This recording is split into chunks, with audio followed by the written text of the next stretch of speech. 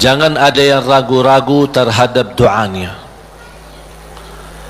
Dan ingat, doa kita pasti diijabah, walaupun proses melalui 3 hal. Doa pasti diijabah, walaupun proses melalui 3 hal. Yang pertama, diijabah doa kita menolak takdir yang buruk, menghilangkan takdir yang buruk. Contoh, kita memohon, ya Allah kasih aku jodoh, tapi jodohnya belum datang. Ternyata dalam takdir, karena kita sering berdoa meminta sesuatu, Allah sudah ijabah, tapi Allah memilih daripada memberi jodoh, ada yang lebih daripada itu. Apa? Ternyata ada takdir yang jauh lebih buruk daripada jodoh yang kita minta. Makanya Allah geserkan takdir buruk itu karena doa kita. Turunnya bala, turun bala dari langit. Bala turun dari langit. Doa naik dari bumi, dari kita. Pas di udara bertemu, bala sama doa berantem. Perkelahian antara doa sama bala. Yang kalah siapa? Bala, dan doa naik. Artinya bala tidak jadi turun. Itu saking kuatnya dan berkahnya doa kita. Berarti doa pasti diijabah.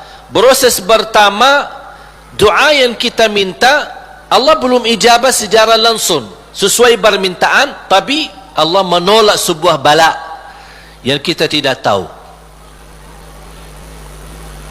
Misal, tertulis dalam takdir kita hari ini akan kena kecelakaan motor,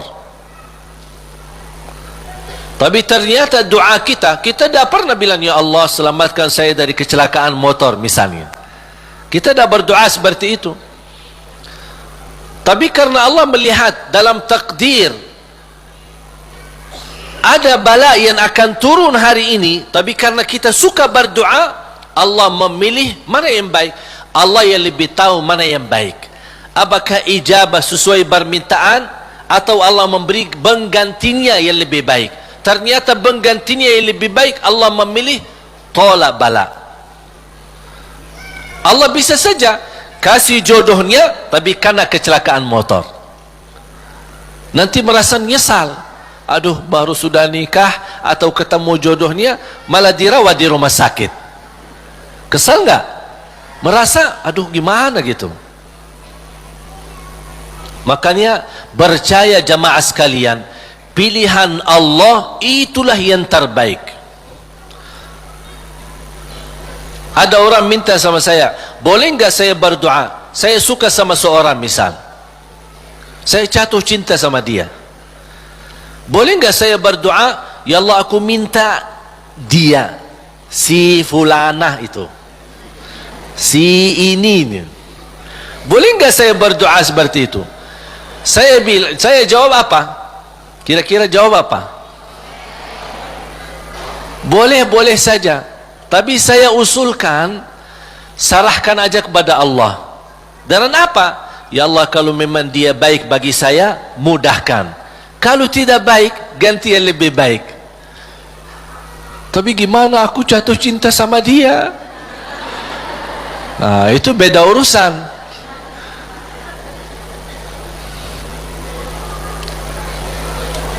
Nanti ada satu cerita, insya Allah indah, bisa menambah wawasan buat kita.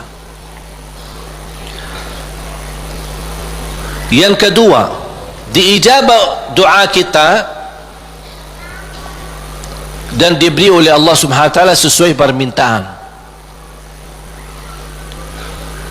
Apakah saat ini atau besok atau bisa lama? Tapi kita percaya pilihan Allah itulah yang terbaik. Yang ketiga, doa yang kita minta atau yang kita selama ini bermunajat, ternyata bala masih terus menimpa kita, musibah kita terus ketemu. Selesai satu masalah, tambah lagi masalah. Kemudian permintaan yang kita minta juga belum ketemu. Saya minta kerjaan yang bagus, belum ketemu. Saya sudah berusaha melamar kerja sana sini, belum ada. Terus mana doa aku selama ini, mana? Ternyata yang ketiga, contohnya yang di ketiga. Yang ketiga apa? Allah simpan doa kita buat di akhirat. Berarti tidak ada yang hilang di sisi Allah. Kalau tidak tertolak bala, tidak diijabah sesuai permintaan, berarti yakini disimpan di akhirat. Sahabat dan orang salih lebih suka doanya selama di dunia disimpan buat akhirat, karena di akhirat bakal lebih butuh bantuan dan pertolongan Allah dan berkat doa kita. Faham?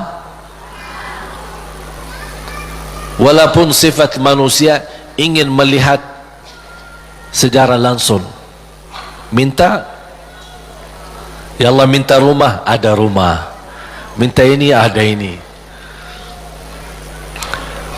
Mohon maaf Bapak Ibu, kalau Allah ijabah atau berikan sesuai permintaan kita, nanti kita berhenti berdoa.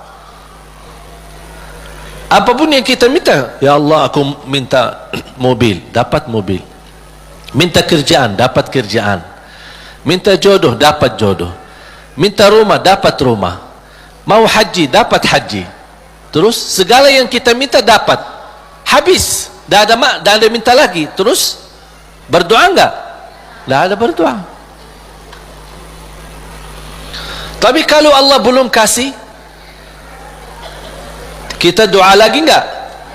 Doa, minta lagi. Coba kata Umar bin Khattab, ketika anda berdoa jadi seperti anak kecil. Anak kecil kalau dia minta sama ibunya gimana? Nangis enggak?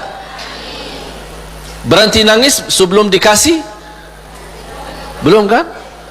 Dia nangis sampai begitu dikasih gimana? Berhenti enggak nangisnya? Anda harus seperti itu. Doa nangis, ya Allah belum kasih, aku nangis lagi dong. Belum dikasih, nangis lagi, sampai Allah berkenan kasih. Dan ini sebenarnya bukan tujuannya Allah kasih atau tidak, tapi ingat, titisan air mata ini yang menangis karena Allah akan selamatkanmu dari siksa neraka Jahannam. Rasulullah SAW bersabda, وَعَيْنٌ بَكَتْ مِنْ خَشْيَةِ اللَّهِ حَرَّمَهَا اللَّهُ عَلَى النَّارِ لَا تَمَسَّهَا النَّارِ. Barang siapa yang menangis karena Allah, akan Allah haramkan jasadnya disentuh oleh neraka Jahannam. Berarti kita tidak rugi, tidak ada rugi. Biarpun tidak diijabah, ternyata titisan air mata berharga, bisa menjaminkan kita selamat dari siksa neraka Jahannam. Mau apa lagi? Nangisnya berharga, doanya pasti diijabah, dan cukup dari doa kita sudah membuat ibadah atau membawa sebuah ibadah yang dicintai Allah, karena Allah suka bisikan hamba. Apalagi kalau lama tidak berdoa, Allah merindukan suara doanya kita. Apalagi doa yang tulus dan ikhlas. Makanya kadang-kadang kalau kita tidak diberi doa, atau tidak beri permintaan, atau tidak beri permohonan kita, terus kita berdoa terus sampai diuji, sampai di macam-macam, sampai kita merasa sudah tertekan, tidak kuat. Kira-kira bisikan doa kita seperti apa nanti? Dalam keadaan doa, dalam keadaan susah atau senang? Menurut saya doa dalam keadaan susah jauh lebih murni daripada doa dalam keadaan senang. Kalau dalam keadaan senang, artinya ya biasa-biasa aja, dapat atau tidak dapat. Tapi coba kalau lagi stres, lagi pusing, lagi galau, gimana bisikan doa? Ya Allah, udah nangis duluan. Kata Allah, lama sekali. Makanya itu subhanallah, saya mengambil kesimpulan dari doa. Justru doa tanda Allah merindukan suara doa kita. Oleh karena itu jamaah sekalian, jangan berhenti berdoa, terus berdoa.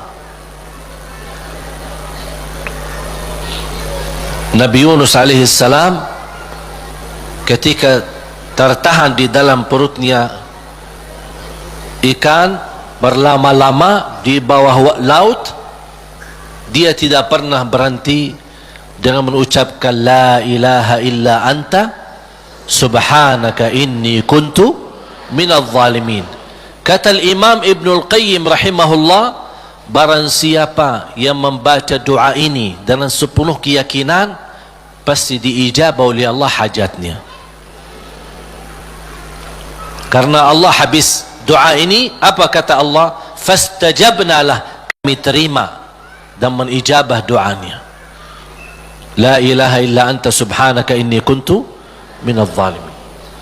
Oleh kerana itu kembali lagi, doa kita diijabah atau tidak? Saya bertanya, doa kita diijabah atau tidak? Diijabah. Yakin? Terus berdoa. Dalam keadaan apapun selalu kita berdoa. Apalagi dalam keadaan susah yang kita yakini tidak ada Tuhan yang bantu kita, tidak ada makhluk yang bisa menolong kita, tidak ada sesuatu yang bisa mengangkat segala musibah dan bala yang kita hadapi, hanya Allah subhanahu wa ta'ala. Apalagi dalam sujud, sempatkan dalam sujud, karena Rasulullah SAW bersabda, aqrabu ma yakunul abdu ila rabbi wa huwa sajid. Hamba ketika dalam keadaan sujud, posisinya sangat dekat kepada Allah. Makanya di akhir hadis Rasulullah SAW bersabda, fa'akthiru minad du'a, berbanyalah doa. Bisa menikmati doa insyaAllah mulai hari ini. Doa menurut saya sesuatu hubungan yang sangat indah sama Allah. Apalagi kalau bisa berdoa dengan cara curhat. Bisa enggak curhat sama Allah? Kalau lagi galau suka curhat enggak? Sering saya terima, Ustaz boleh curhat enggak? Terus saya bilang apa ya? Boleh atau tidak? Saya bertanya, sudah curhat sama Allah belum? Dia bilang belum. Mau sama Ustaz dulu katanya. Ada saja. Belajar bagaimana bisa curhat. Sungguh kalau kita sudah biasa curhat sama Allah, tidak bakal curhat sama manusia. Jadi ketika berdoa, jangan hanya minta, ya Allah tolonglah, tolonglah ya Allah, ampunilah. Jangan hanya suka minta, cerita. Bisa enggak anda cerita? Allah kan lebih tahu. Allah tahu segala sesuatu. Tapi salah apa kalau saya cerita apa yang terjadi hari ini?